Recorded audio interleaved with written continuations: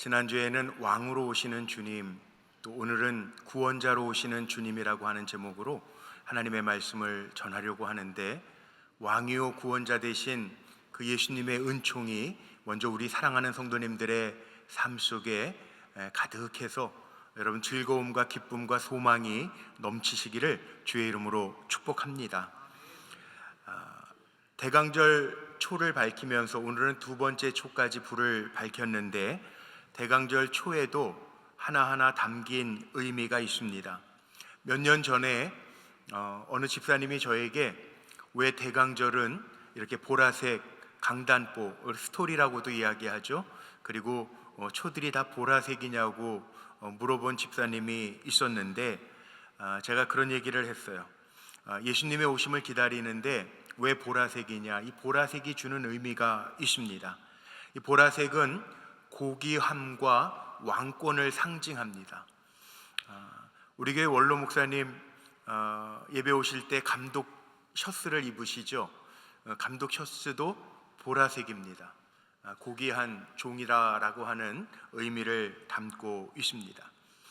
마지막 이 초를 보시면 다섯 번째 성탄절, 네 번의 대강절과 또 다섯 번째 성탄절 맞이할 때에는 흰색의 초까지 밝히죠. 흰색은 빛이신 주님을 상징합니다. 우리가 대강절 주님의 오심을 기다리면서 첫 번째 주일, 첫 번째 초에 불을 밝히고, 그 불 밝히는 것은 우리가 주님의 오심을 깨어 기다리면서 주여 어서 오시옵소서 종말론적인 자세를 가지고 강조하는 기다림을 상징하고, 오늘 두 번째 초에도 불을 밝히고 있는데, 두 번째 초는 주님의 오심을 준비하면서 회개와 속죄를 하도록 촉구하는 회개의 초 밝히고, 이제 다음 주면 세 번째 초, 주님의 오실 날이 가까움을 기쁨으로 준비하면서 기쁨의 초에 불을 밝히고, 네 번째 주일은 주님이 누구신가? 주님은 생명이시다, 우리에게 생명으로 오시는 분이다 라고 하는 것을 상징하면서 생명의 초에 불을 밝히게 됩니다. 그리고 성탄절에는 빛으로 오시는 주님을 우리가 기억하면서 빛 대신 주 흰색 초에다가 불을 밝히면서 성탄절을 맞이하게 되죠. 자, 대강절의 결국의 주인은 누굴까요? 예수님이에요. 성탄절의 주인은 누굴까요? 산타크로스가 아닙니다. 선물이 아닙니다. 주님이신 거예요. 예수님이신 거예요. 주님의 오심을 우리가 기다리면서, 성탄절을 기다리면서 주님은 이 땅에 왕으로 오시고, 주님은 이 땅에 구원자로 오시고, 주님은 이 땅에 위로자로 오시고, 주님은 이 땅에 생명으로 오시고, 주님은 이 땅에 빛으로 오신다라고 하는 것을 말씀을 준비해서 전하면서 주님이 나의 왕이시고 주님이 나의 구원자이십니다, 우리는 고백하면서 주님 맞이할 준비를 하고 있는 거죠. 구원자라고 하는 말은 헬라어로 제가 하나 좀 알려드릴게요. 한 번만 좀 따라해 보실까요? 구원자라는 말은 어떻게 헬라어로 표현하냐면 소테리아. 한 번만 따라해 보세요. 소테리아. 네, 어려운 거 알려드린 거예요. 소테리아라고 하는 말은 이게 헬라어로 구원자라고 하는 뜻을 담고 있는데, 멸망 가운데에서 구출해 주는 사람, 이끌어 주는 사람, 하나님과 함께 영생을 주는 사람, 이 소테리아예요. 소테리아, 구원자라는 거죠. 예수님이 우리의 구원자이심을 믿으십니까? 예수님이 우리의 구원자시라는 거예요. 저는 이 구원자라고 하는 단어, 소테리아라고 하는 단어를 생각할 때마다 제 인생에 있어서 정말 땀을 찔찔 흘리면서 힘들었던 생각이 하나 나는 게 있어요. 어떤 사건이냐면 2002년도에 3월 21일입니다. 제가 날짜도 안 잊어버리는데 2002년도 3월 21일이 어떤 날이었냐면, 우리 불꽃교회 부목사로 7년의 사역을 마치고 캐나다 토론토 불꽃교회 담임 목사로 부임해서 가는데, 갑자기 가게 되어서 무슨 지금처럼 종교 비자를 받아서 가는 것도 아니고, 그 교회가 무슨 큰 교회여가지고 초청장을 담임 목사로 청빙되었다라고 초청장을 받아서 가는 것도 아니고 갑자기 캐나다하고 대한민국은 무비자 협정을 받아서 6개월까지는 무비자로 들어갈 수 있는데 비자 없이 출발하게 됐어요. 2002년도 3월 21일이었는데 목요일이었습니다. 그날 출발을 했거든요.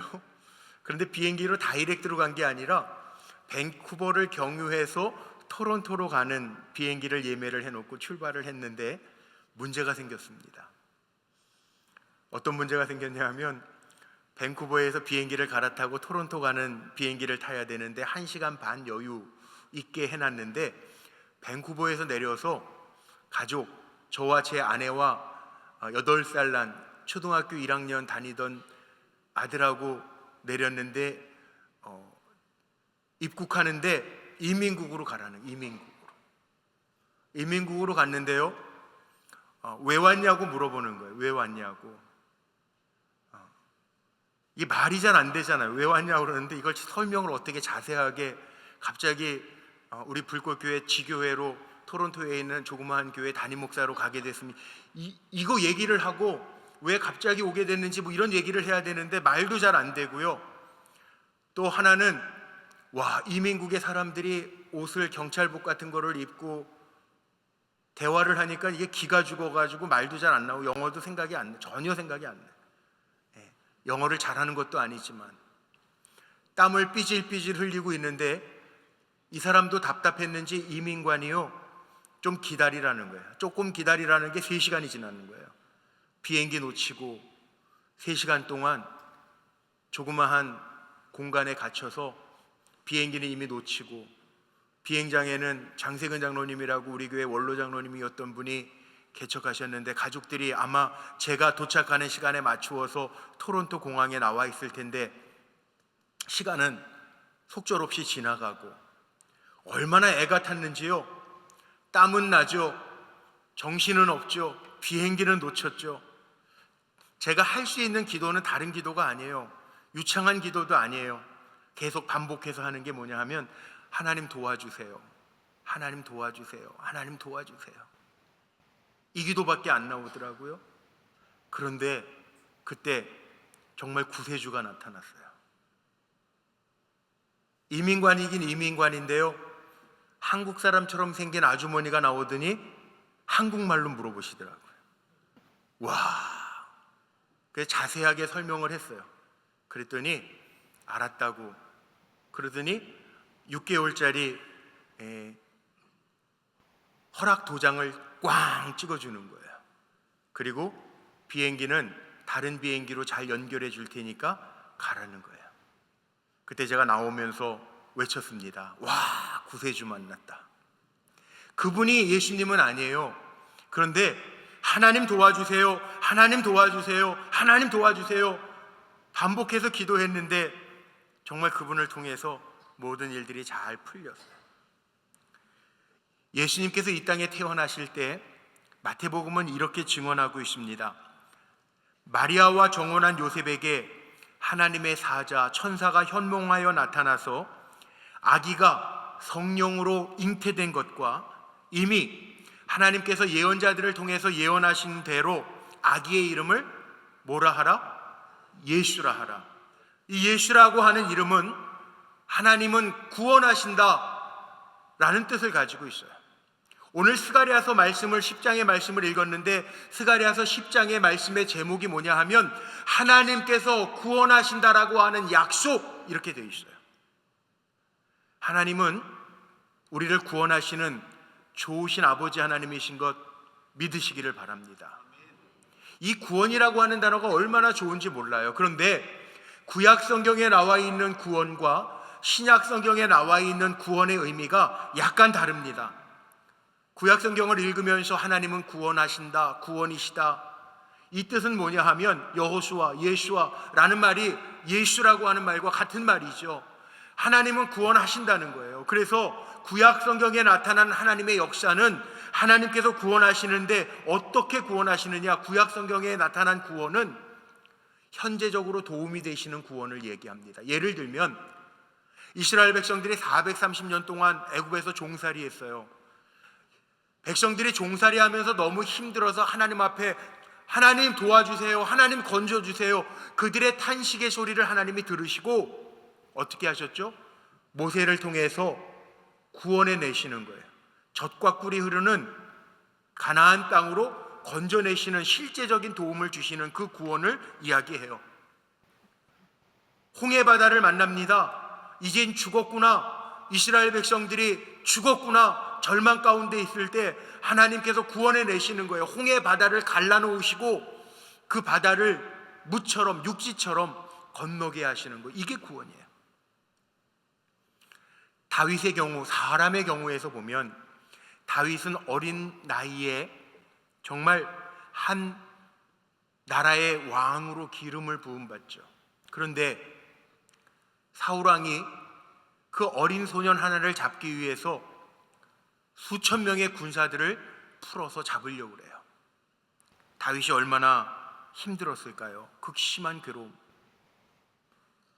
다윗을 향하여 창을 던지는 그 왕의 모습을 보면서 얼마나 괴로웠을까요? 그런데 하나님이 그 다윗을, 죽을 뻔하고 고통스러워하는 다윗을 원수로부터 건져내시잖아요. 이게 구원이에요. 사르밧 과부, 엘리야 선지자가 사르밧 과부의 마지막 먹을 가루를 통해서 떡 한 덩어리를 얻어먹고 이렇게 축복합니다. 가루통에 가루가 다하지 아니하고 기름병에 기름이 마르지 아니하는 축복이 있기를 기도해요. 그런데 정말 이 과부에게는 가루통에 가루가 다하지 아니하고 기름병에 기름이 마르지 아니하는 하나님의 축복을 경험합니다. 이게 구원입니다. 병든 자가 고침을 받습니다. 히스기야 왕이 하나님의 능력으로 15년 동안 생명이 연장되어집니다. 이게 구원이에요. 구약 성경에 나오는 구원은 현실적으로 도와주시는 하나님의 손길을 말합니다. 그러면 오늘날에도 구약 시대의 구원이 우리에게 필요합니까? 절대적으로 필요합니다. 우리의 삶에도요, 구약 시대처럼 온갖 역경이 있고요, 어려움이 있습니다. 아픔이 있습니다. 슬픔이 있습니다. 고난이 있고 실패와 패배가 있습니다. 우리가 현실 속에서 어려움을 만납니다. 스스로 해결할 수 없는 일들에 봉착할 때가 있습니다. 구원자가 필요합니다. 그래서 우리는 하나님 도와주세요. 지금도 우리는 기도해요. 신약 성경에 나오는 구원은 조금 더 광범위하게, 조금 더 넓은 영적인 의미의 구원이라고 하는 뜻이 담겨져 있어요. 우리가 아는 것처럼 신약 성경에 예수님을 구원자라고 표현할 때 예수님이 이 땅에 왜 오셨냐 하면 우리를 죄 가운데에서 건져주시기 위해서 오셨다는 거죠. 죄의 의식, 죄의 세력, 죄의 결과인 죄의 싹슨 사망이라 죄의 결과에서부터 우리를 건져주시기 위해서 오신 분이 예수님이에요. 죄 짓고 나면 우리 식으로 옛말에 이런 말이 있어요. 죄진 놈은 발도 쭉 뻗고 자지 못한대요. 죄의식이라고 하는 것이 우리의 마음을 어둡게 하고 불안하게 하고 두렵게 하죠. 그래서 누군가가 어떤 일을 행했을 때 다른 사람들이 구박하고 정죄하고 추궁하면 불안해지고 슬퍼지고 어두워지는 이유가 여기에 있어요. 그래서 하나님은 우리를 죄 가운데에서 건져주시기 위해서 죄의 문제를 단번에 해결해 주시기 위하여 우리에게 보내주신 분이 바로 예수 그리스도예요. 죄의 결과인 사망에서 우리를 건져주시기 위해서 예수 그리스도를 이 땅에 보내주셨고, 그 예수님이 우리의 삶 속에 오셔서 죄로부터 우리의 삶이 해방되어지는 것, 빛으로 오셔서 어두움이 물러가는 것, 이것이 성탄이에요. 그래서 믿는 자들에게는 우리가 복음 중에 복음이라고 이야기하는 요한복음 3장 16절 말씀을 보면, 교회 몇 년 다니신 분들은 요한복음 3장 16절은 아마 다 외우셨을 거예요. 요한복음 3장 16절 무슨 말씀이 있습니까? 다 같이 한번 읽어볼까요? 하나님이 세상을 이처럼 사랑하사 독생자를 주셨으니 이는 그를 믿는 자마다 멸망하지 않고 영생을 얻게 하려 하심이라. 아멘. 이게 하나님의 약속이에요. 마태복음 1장 21절 오늘 읽었던 본문에 보면 아들을 낳으리니 이름을 예수라 하라. 이는 그가 자기 백성을 저희 죄에서 구원할 자이심이라 하니라. 예수님은요, 이 땅에 구원자로 오셨어요. 오늘 스가랴서 10장 1절로 7절 말씀을 읽었는데 이 말씀에 보니까 하나님의 구원이 약속되어 있는 말씀인데 이 스가랴 선지자는 이스라엘 백성이 바벨론 포로로 잡혀갔다가 수룹바벨과 더불어서 약 5만 명, 4만 6천 명이 다시 고향으로 돌아올 때 약속하신 말씀 선포하는 거예요. 하나님의 약속이 뭐냐? 자칭 지도자를 통해서 많은 상처를 경험했던 이스라엘 백성에게, 지도자를 통해서 배신당하고 속임을 당했던 이스라엘 백성들에게, 정말 진짜 지도자들, 왕을 잃어버린 이스라엘 백성들에게 만군의 하나님께서 너희를 건져낼 구원자를 보내시겠다라고 하는 약속이 오늘 읽었던 스가랴서 10장 말씀에 기록되어져 있어요. 오늘 우리의 절실한 기도가 이 기도 아니겠어요? 믿음의 사람들, 하나님의 약속을 믿는 우리는 이 땅에 희망이 없다라고 이야기하지만 우리에게는 희망이 있죠. 마라나타, 주 예수여 어서 오시옵소서. 우리가 오늘 예배 전에 고백했던 것처럼 하나님, 이 땅에 정말 진정한 왕으로, 구원자로 오시는 예수 그리스도를 기다리는 우리에게 빛을 비춰 주옵소서. 이스라엘 백성들이요, 온통 폐허가 된 그 나라를 보면서만 답답했던 게 아니에요. 단순히 물질적인 가난과 문제 때문에만 답답했던 게 아니에요. 스가랴서 오늘 읽었던 10장 2절 말씀을 한번 주목해 볼까요? 스가랴서 10장 2절 말씀에 이렇게 기록하고 있습니다. 같이 한번 소리내서 한번 읽어볼까요? 같이 읽겠습니다. 드라빔들은 허탄한 것을 말하며 복술자는 진실하지 않은 것을 보고 거짓 꿈을 말한즉 그 위로가 헛됨으로 백성들이 양같이 유리하며 목자가 없으므로 곤고를 당하나니. 목자가 없으므로 곤고를 당하니. 예수님께서 공생애를 시작할 때 이스라엘 백성들의 모습을 보면서 탄식하셨던 게 있어요. 이 스가랴 선지자처럼 똑같은 탄식을 예수님이 마태복음 9장 36절 말씀에 보니까 하고 계세요. 이렇게 기록되어 있습니다. 우리 이 말씀도 좀 읽어보죠. 시작. 무리를 보시고 불쌍히 여기시니 이는 그들이 목자 없는 양과 같이 고생하며 기진함이라. 양들의 특징이 뭡니까? 여러분, 양들의 특징이 뭐라고 생각해요? 우리가 목축업을 안 하니까 양들의 특징을 잘 모르는 것 같은데요, 양들은 방향 감각이 없어요. 제가 지난 9월 말에 몽골의 감리교회 30주년, 감리교 선교 30주년, 우리는 140주년이죠 내년에. 몽골은 감리교회 30주년 그 몽골 원주민들을 향한 집회를 제가 갔다 왔는데, 몽골에 가보니까요, 거기는 고비 사막도 있지만 정말 그 엄청난 초원이 있어요. 건물 하나 없고요, 사방을 둘러봐도 다 초원인 곳이 있더라고요. 공항에 내려서 선교사님이 라이드 픽업을 해주는데 제가 궁금해서 물어봤어요. 거기에 소도 많고 말도 많더라고요.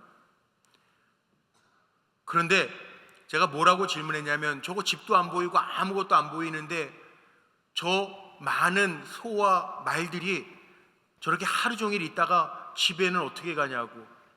그랬더니 그 선교사님이 이렇게 가르쳐 주시더라고요. 소나 말이나 개들이 많은데 그거는요, 집을 다 찾아간대. 귀소 본능에 있어서. 양은요, 아시죠? 몽골의 사람들의 주식 고기가 양고기더라고요. 말고기도 먹는데 양고기도 먹어요. 문 목사님이 몽골에 오래 선교사로 있었잖아요. 양고기도 먹어봤어요. 테르지 공원이라고 하는 데 가니까는 양고기를 이렇게 쪄가지고 주는데 뭐 한국에서 먹는 것처럼 냄새가 나지 않더라고요. 양들을 많이 치더라고요. 그런데요, 그 양들의 특징이 뭐냐 하면 개나 소나 말은 집을 찾아가는데 양은 그렇지 않다는 거예요. 양들은 방향 감각이 없다는 거예요. 목자가 있어야만 인도함을 받는다는 거예요. 푸른 풀밭, 쉴만한 물가로. 그러니까 다윗은 여호와는 나의 목자시니 내게 부족함이 없으리라 고백하는 거예요. 양들은 고독은시가 돼서요, 양들이 이렇게 몰려다니는 이유가 있어요. 소는 혼자서도 노는데 양들은 몰려있는 이유가 있더라고요. 멀리 못 봐요. 그러니까 앞에 가는 양의 엉덩이만 쳐다보면서 가는 거예요. 사망의 음침한 골짜기에 빠질지라도 양들은 사망의 음침한 골짜기에 많이 빠진다는, 그게 양이에요. 지난 주간에 우리나라에 이렇게 정말 있어서는 안 될 일들이 있고 아직도 어려움이 계속되고 있어서 오늘 장로님 기도도 그렇게 해주시는데 정말 기도하게 되는데, 어제 저녁 뉴스를 보니까 눈물이 핑 돌더라고요. 같은 나라 백성들인데 누구는 여의도에서 누구는 광화문에서 시위하고 촛불을 밝히고 외치는 걸 보면서 마음이 너무 아프더라고요. 아마 우리 성도님들 같은 마음일 거예요.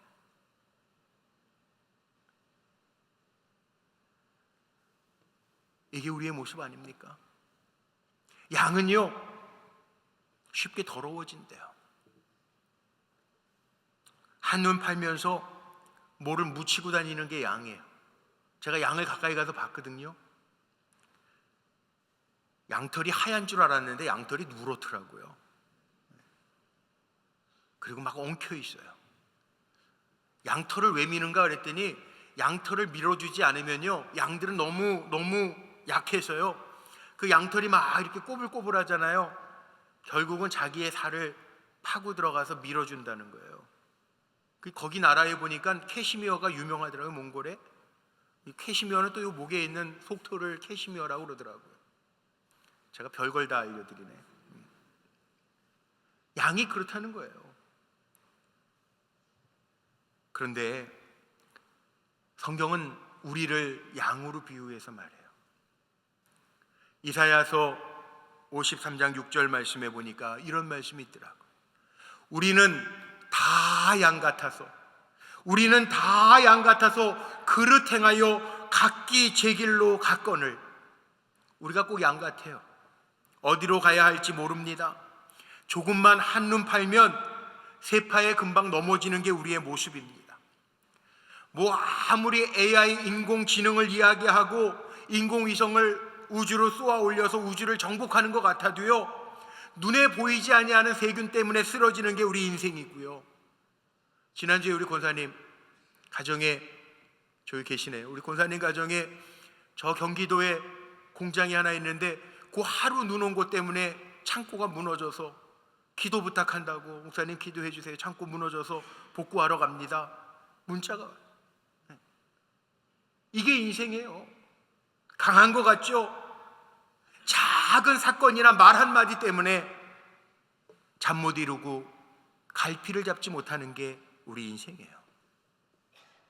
다윗은 시편 23편에서 그래서 고백하잖아요. 주의 지팡이와 막대기가 나를 안위하시나이다. 왜요? 우리는 그만큼 약하기 때문에. 그런데 하나님은 양과 같은 우리를 오늘 말씀해 보니까 유다 백성을 돌보아 주신다고, 견고하게 만들어 주시고 요셉 백성을 구원하여 새롭게 하시겠다고 오늘 약속의 말씀을 통해서 우리에게 보여주고 있어요. 우리가 다 양 같아서 하나님을 믿지 않으면 드라빔, 복술자 이런 거 의지하고 믿는데, 하나님은 자기를 의지하는 자에게 하나님이 구원하시고 새롭게 하시겠다고 약속하고 있어요. 여러분, 우리가 찾아야 될 거는요, 복술자가 아닙니다. 드라빔이 아닙니다. SNS에 저희 신학교 3년 선배님 목사님이 우리가 정말 구두찾기를 해야 될 때라고 글을 하나 올려놓으셨더라고요. 구두찾기. 이게 뭔 소린가? 그랬더니 구두찾기를 합시다. 우리 믿음의 사람들이 구두찾기를 합시다. 뭔 것 같아요? 구하라, 두드리라, 찾으라, 기도하라, 기대하고 기도하라. 그거의 첫 머리가 구두찾기더라고요. 정말 기도해야 될 때.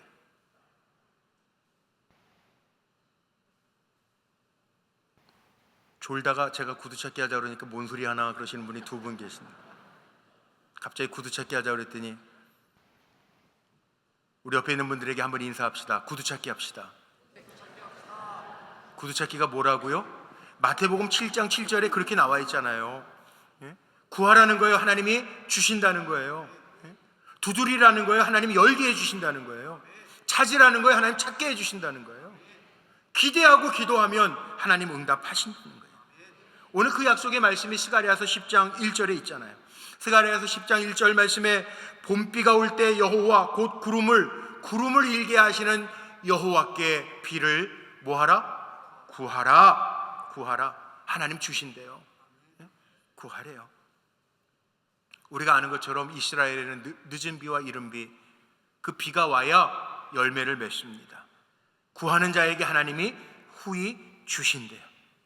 주시는데 하나님은 너무 정확하게 아시기 때문에, 우리의 구원자이시기 때문에 스가랴서 4장 말씀에 보니까 하나님이 스가랴 선지자를 통해서 메시아 비전을 보여주시는데, 하나님께로부터 나오는 구원자는 어떤 구원자냐? 4절 말씀에 이렇게 되어 있습니다. 모퉁이 돌이 그에게서, 말뚝이 그에게서, 싸우는 활이 그에게서, 권세 잡은 자가 다 일제히 그에게서 나오는데, 그에게서가 누구예요? 하나님에게서 나오는데, 4가지. 모퉁이 돌, 중동 지방에는 건축할 때, 우리나라도 마찬가지죠. 모퉁이 돌, 머릿돌이 있어요. 중심이 되는 돌. 그에게서 모퉁이 돌 나온다는 거예요. 말뚝을 왜 박습니까? 흔들리지 않게 하기 위해서 그에게서 말뚝이 고정시켜주는 역할.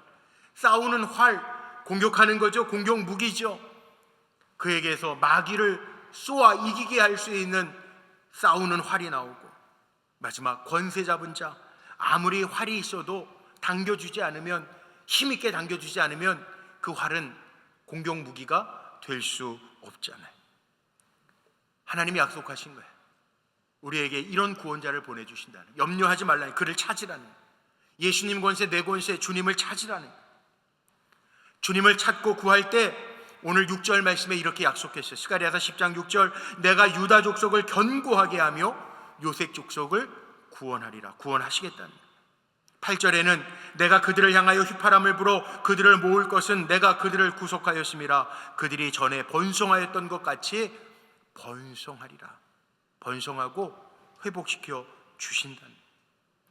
오늘 읽지는 않았지만 스가랴서 10장 12절 마지막에 보니까 이렇게 나와 있습니다. 이 12절 말씀 같이 한번 좀 읽어볼까요? 시작. 내가 그들로 나 여호와를 의지하여 견고하게 하리니 그들이 내 이름으로 행하리라. 나 여호와의 말이니라. 하나님의 말씀은 변함이 없죠. 하나님을 의지하고 나아가면 견고하게 하신다고 했어요. 여호와의 이름으로 행하여 주신대요. 그러니까 우리가 얼마나 여호와를 찾고 의지하느냐에 따라 달라진다는 거예요. 사도행전 4장 12절 말씀에 보면 우리에게 다른 이로서 구원을 받을 수 없나니 천하 사람 중에 구원을 받을 만한 다른 이름을 우리에게 주신 일이 없습니다. 예수 그리스도를 우리에게 주셨어요. 예수 그리스도라고 하는 임마누엘이라고 하는 하나님이 우리와 함께 하신다라고 하는 약속을 우리에게 주셨다는 거예요. 임마, 함께, 누, 우리, 엘, 하나님 우리와 함께 하신다는. 왜 예수님이 우리에게 오셨는가? 답입니다. 오늘 말씀처럼 구원자로 하나님 예수 그리스도를 우리에게 보내주신다. 6절의 말씀처럼 우리를 견고하게 하고 건져주시기 위하여 예수님을 보내주셨다. 어두운 시대를 살아요. 우리 젊은이들도 내일의 위협에서 어떻게 해야 될지 고민하는 친구들이 있더라고요. 그런데 하나님의 약속의 말씀이에요. 참 구원자, 참 목자로 주님이 우리에게 오신다는 거예요. 믿음으로 그 주님을 맞이할 준비를 하라는 거예요.